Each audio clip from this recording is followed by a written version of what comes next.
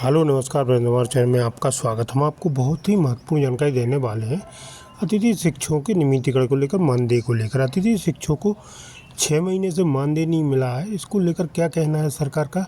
और बीजेपी प्रवक्ता हैं जिनने बोला है कि शिवराज सिंह चौहान जी ने जो घोषणा की थी अतिथि शिक्षकों को, वो पूरी की जाएंगी। ठीक है, अवश्य पूरी की जाएंगी, थोड़ी समय लगेगा, लेकिन अतिथि शिक्षकों का नियमितीकरण किया जाएगा और अतिथि शिक्षकों का जो मानदेय है वो भी जल्दी ही जारी किया जाएगा।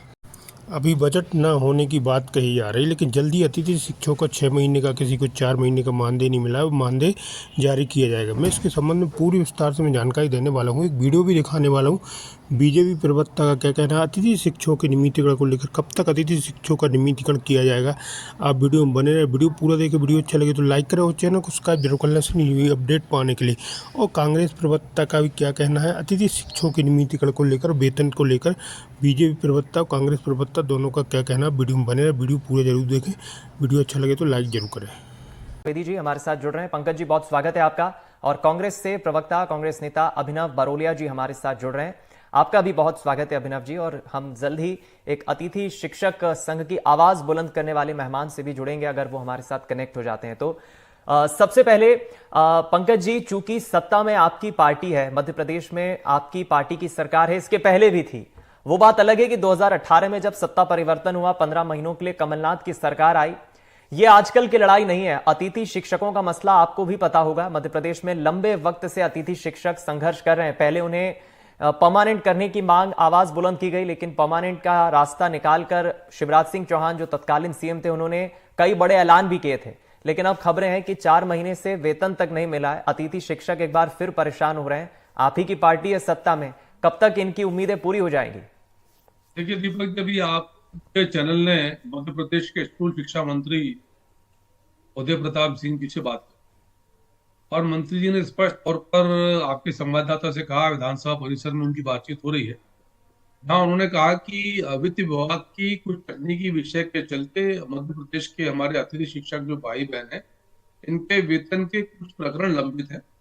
और मंत्री महोदय ने वित्त मंत्री जी जगदीश देवड़ा जी से और जो विभाग के एसीएस हैं उनसे बातचीत करी है और शीघ्र ही मध्य प्रदेश के लगभग 17,000 से अधिक अतिथि शिक्षकों में से जिनके भी वेतन लंबित, सबके लंबित नहीं दीपक, पूरे मध्य प्रदेश में 17,000 से अधिक अतिथि शिक्षक हैं, सबके लंबित नहीं है।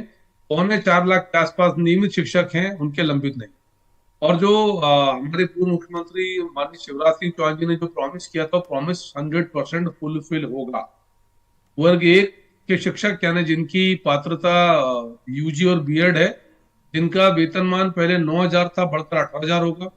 वर्ग 2 के शिक्षक जिनकी योग्यता यूजी और बीएड है, जिनका वेतनमान पहले 7,000 था, बढ़कर 14,000 वेतनमान है। और वर्ग 3 जिसमें 12th पास और हाई स्कोरिंग जो नंबर कर लेकर आता है, जिनका पुराना वेतन जो था 5,000 था मानते हो, बढ़कर 10,000। ये भारतीय जनता पार्टी सरकार के मुखिया के तौर पर पूर्व मुख्यमंत्री शिवराज जी का वचन था, वही भारतीय जनता पार्टी का वचन है। तो जो तकनीकी विषय वित्त विभाग का है, जैसा माननीय विभागीय मंत्री जी ने कहा, उसको हल कर लिया जाएगा। और मध्य प्रदेश में शिक्षक भाई बहन ने किसी भी व्यवस्था के अंग को, यदि कोई क्षणिक या कुछ 1-2 माह के लिए परेशानी है, विसंगति है, तो उसका निराकरण करेंगे। 1-2 महीने चुनाव आचार संहिता में सब जो राजनीतिक कार्यकर्ता थे वहां लगे थे, उससे मुक्त है। प्राथमिकता पर मध्य प्रदेश के अतिथि शिक्षकों का श्रम, उनका मान, उनका सम्मान और उनकी व्यवस्थाएं हैं। तत्काल जो भी उनका भुगतान है, पूरा का पूरा भुगतान उनको शीघ्र किया जाएगा, ये मंत्री जी ने भी कहा और मैं भी भाजपा कार्यकर्ता के नाते आपको आश्वस्त करता हूं। मैं लौटूंगा आपके पास पंकज जी। अभिनव जी से मैं रिएक्शन लूंगा। अभिनव जी, आप इस वक्त विपक्ष में हैं मध्य प्रदेश में, लेकिन मुझे याद है अच्छे से, क्योंकि 2018 का विधानसभा चुनाव जब मैंने कवर किया था, और रणनीतिकार कुछ सियासी जो पकड़ रखते हैं गलियारों में, यह भी खबरें हैं कि 2018 में जो बंपर वोटिंग आपकी पार्टी को किसानों ने दी थी, किसान कर्ज माफी का एक मसला था, कुछ हद तक अतिथि शिक्षक काफी नाराज थे बीजेपी से कि इतने लंबे वक्त से सत्ता में है, क्यों आवाज बुलंद क्यों नहीं हो रही है। कमलनाथ से काफी उम्मीदें थी 2018 में कि कमलनाथ सत्ता में आएंगे, कांग्रेस सत्ता में आएगी तो शायद अतिथि शिक्षकों का भला होगा। भले आपकी सरकार को टेन्योर कम मिला, वक्त कम मिला 15 महीने का, लेकिन अतिथि शिक्षकों के मसले पर उस 15 महीने में कोई खास फैसला हुआ नहीं। और अब विपक्ष में आपकी पार्टी है, तो आवाज किस तरह से बुलंद कर रही है अतिथि शिक्षकों के मसले पर? कांग्रेस का क्या स्टैंड है? देखिए, वो 15 महीने की बात तो सभी जानते हैं किस तरीके से छल कपट के द्वारा हमारी सरकार चली गई। लेकिन अभी फिलहाल जो स्थिति चल रही है हम उस पर बात करें तो बहुत बेहतर होगा, क्योंकि लगातार जिस तरीके से इस प्रदेश में 70 से 80 हजार, लगभग 1 लाख के आसपास अतिथि शिक्षक है जो परेशान है और सड़कों पर लगातार प्रदर्शन कर रहे हैं। उनके साथ कांग्रेस पार्टी लगातार खड़ी है। उमंग सिंगार जी का आपने बयान भी सुना होगा अभी, और हम लगातार उस मुद्दे को उठा भी रहे हैं।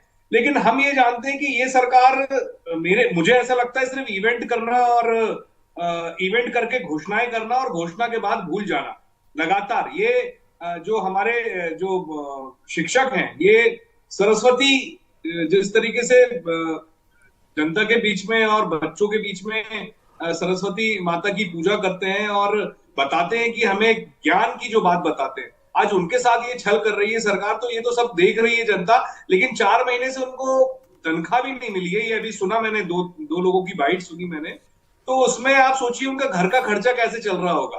4 महीने से आपको अगर तनख्वाह नहीं मिले, या पंकज जी कोई काम करते हैं अगर उसमें उनको पैसा नहीं मिले 4 महीने से, तो उनके घर की माली हालत क्या हो जाएगी, एक मिडिल क्लास से भी लोअर मिडिल क्लास परिवार की स्थिति क्या होगी, ये आप, हम और जो दर्शक सुन रहे हैं वो भी समझ सकते हैं। यही अन्याय की बात हम लगातार उठा रहे हैं कि ये अन्याय जो भारतीय जनता पार्टी कर रही है, इस अन्याय के खिलाफ हम लगातार आवाज उठा रहे हैं। हमारा नेता राहुल गांधी जी लगातार पैदल चल रहे हैं कि ये सरकारें जो है भाजपा की, ये लगातार अन्याय कर रही है। तो हम आपके माध्यम से, आप एक माध्यम है हमारा, कि ये सरकार जागे, सोचे कि जो 1 लाख परिवार है अतिथि शिक्षकों के, उनकी कम से कम तनख्वाहें तो दे। 4 महीने से उनको तनख्वाह नहीं मिली है, वो सोचे। फिर आप परमानेंट करने की जो वादे आपने झूठे किए हैं वो आप कैसे करेंगे, कम से कम आप उस पर भी विचार विमर्श करें।